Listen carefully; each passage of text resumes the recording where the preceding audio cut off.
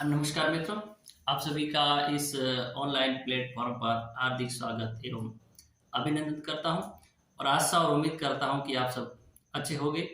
और विद्यार्थियों, आज अपन अपनी बात को आगे बढ़ाते हुए आज अपन बात करेंगे अपने अगले चैप्टर से संबंधित। और अगला अपना चैप्टर विद्यार्थियों, उसका नाम आपको स्क्रीन के सामने नजर आ रहा है और जिस चैप्टर का नाम है विद्यार्थियों कि भारत के संदर्भ में नियोजन और सतत पोषणीय विकास।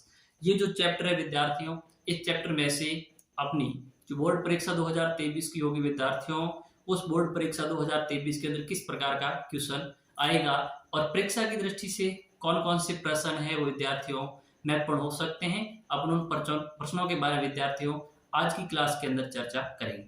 जब विद्यार्थियों अपन इस चैप्टर के बारे में चर्चा करते हैं तो इस चैप्टर में से अपने दो प्रश्न आएंगे विद्यार्थियों, और दोनों प्रश्नों की प्रकृति विद्यार्थियों अलग है। एक प्रश्न होगा विद्यार्थियों लघु उत्तरीय प्रश्न और एक होगा अपना वस्तुनिष्ठ प्रश्न विद्यार्थियों। इसका मतलब है कि जो लघु उत्तरीय क्वेश्चन होता है विद्यार्थियों वो 1.5 अंक का है और वस्तुनिष्ठ प्रश्न विद्यार्थियों 1 अंक है। यानी कुल मिला के विद्यार्थियों ये जो चैप्टर है ये चैप्टर 2.5 अंक का है। तो इस चैप्टर में से अपन जिस के बारे में चर्चा करेंगे वह करेंगे किस प्रकार का लघु उत्तरीय क्वेश्चन है वो विद्यार्थियों बोर्ड परीक्षा 2023 के अंदर हमें जो इस चैप्टर में से कैसा क्या प्रश्न मिलेगा उस प्रश्न के बारे में चर्चा है वो विद्यार्थियों आज की इस क्लास के अंतर्गत की जाएगी।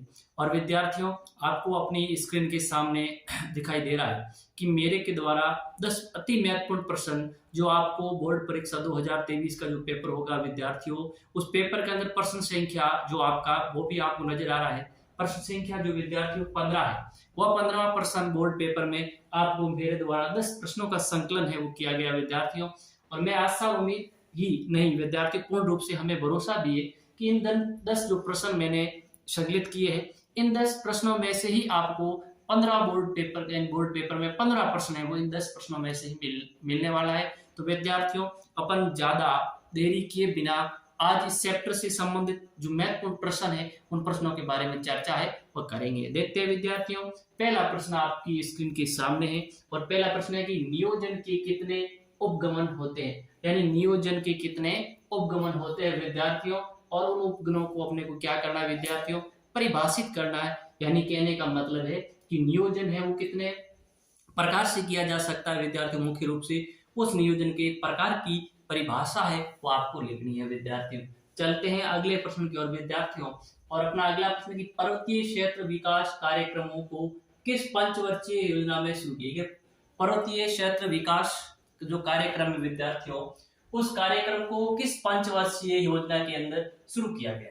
और साथ में ये भी पूछ रहा है कि राष्ट्रीय समिति ने पहाड़ी क्षेत्र में विकास के लिए क्या क्या सुझाव दिए। यानी ये प्रश्न ये कह रहा है विद्यार्थियों कि जो पर्वतीय क्षेत्र है पर्वतीय क्षेत्र विकास कार्यक्रम है उनको किस पंचवर्षीय योजना के तहत शुरू किया गया और राष्ट्रीय समिति ने पहाड़ी क्षेत्रों में विकास के लिए क्या क्या सुझाव है वह दिए, ये भी हमें जानकारी विद्यार्थियों होनी चाहिए। अगला प्रश्न है विद्यार्थियों कि शुका संभावी क्षेत्र विकास कार्यक्रम से आप क्या अभिप्राय है। जब विद्यार्थियों में शुका संभाव्य क्षेत्र विकास कार्यक्रम से क्या अभिप्राय, यानी इसकी अपने को क्या लिखनी है विद्यार्थियों परिभाषा है वह अपने को लिखनी। देखिए विद्यार्थियों अगला प्रश्न आपके सामने कि इंदिरा गांधी नहर कमान क्षेत्र में सतत पोषणीय विकास को बढ़ावा देने के लिए 3 उपाय। यानी इंदिरा गांधी नहर कमान क्षेत्र है उस क्षेत्र के अंदर सतत पोषणीय जो विकास होता है विद्यार्थियों उस सतत पोषणीय विकास को